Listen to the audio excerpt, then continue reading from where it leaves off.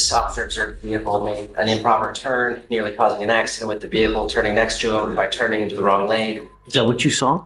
I did not observe any vehicles having to take evasive action. I had a bit of an issue with this. They literally asked me to represent them and help them because they don't know where to go to. This defendant stands nervously before Judge Fleer, knowing that a reckless driving conviction could land him in jail for up to 30 days. The officer claims he was speeding, over 30 miles above the limit, and driving aggressively, cutting off other vehicles on the road. But there's a twist. The prosecutor reviewed the officer's dashcam footage and says the evidence tells a completely different story. According to him, the defendant may not have done anything wrong at all. So what really happened?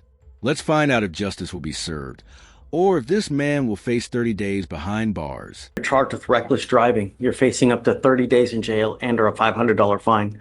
We are going to do probable cause. You have the right to remain silent. Anything you say can and will be used against you. You have the right to have an attorney present. If you cannot afford one, one will be appointed to you, sir. Your Honor, I apologize. Maybe sure. Deshaun is D-E-S. Your Honor, on March 27, 2025, in Harris County, Texas, a law enforcement officer observed a vehicle make an improper turn, nearly causing an accident with the vehicle turning next to him by turning into the wrong lane. The defendant then traveled 88 miles per hour in a 50-mile-an-hour zone and made an unsafe lane change while speeding. What? That's it? Yes, Your Honor. The information, the charging instrument alleges that the reckless driving is based on a willful and wanton disregard for the safety of persons by driving more than 35 miles over the posted speed limit. I'm going to do this. I'm going to take more time with yours. Just take a seat for me in the jury box so I don't forget about you, Mr. Deshaun. I'm not ready to make a ruling on this yet. Grab your stuff. Just hang tight with me. Can you point him something real quick? Yes. As the case unfolds, Judge Fleer quickly notices inconsistencies in the police report. Something doesn't add up. Instead of rushing to judgment, the judge takes a step back and decides to appoint a public defender to ensure the defendant gets a fair chance to fight the charges. And that's when everything starts to unravel. Raymond, the reckless driving judge, do you want him up? No. I had a bit of an issue with this. That's why I wanted to appoint him someone to see. Go to the left. Out of view. There we go.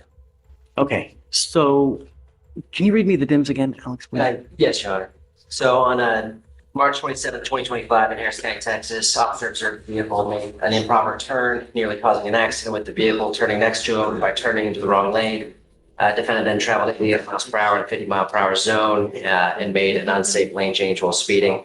Also, I watched the video for this one, so I can answer questions on what actually was observed or what I observed on video. So let's break it. Complaint. It basically alleges unsafe lane change. It doesn't really. Is that the basis for the reckless driving, the unsafe lane change? So the way that the charging instrument reads is essentially word for word is a recklessly drive a vehicle in willful and wanton disregard for safety of persons and property by driving more than 35 miles per hour over the posted speed limit, making unsafe lane changes, causing other drivers to have to take evasive action and avoid collision with the defendant's vehicle.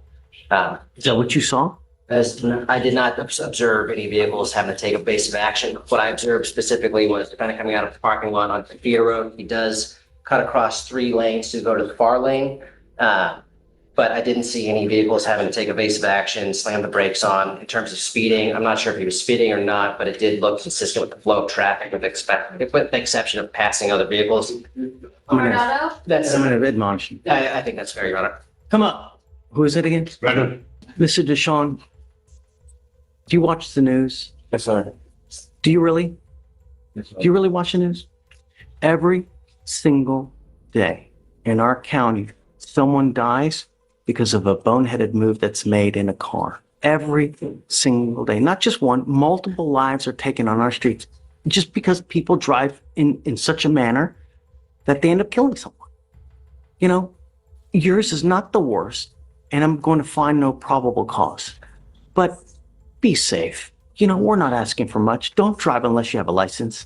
Don't drive unless you have car insurance. I tell you, I get so many emails every week because people How can you help me? Because I have someone that's suing me for $50,000 because I got into an accident and crashed and I broke their car. They literally ask me to represent them and help them because they don't know where to go to, where to turn because someone filed a lawsuit against them.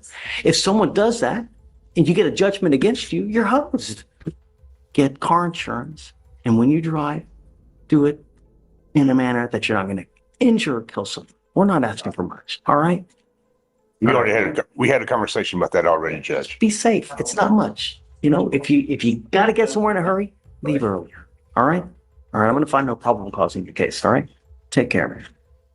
Be safe. If I see you back, it's not going to go. All right.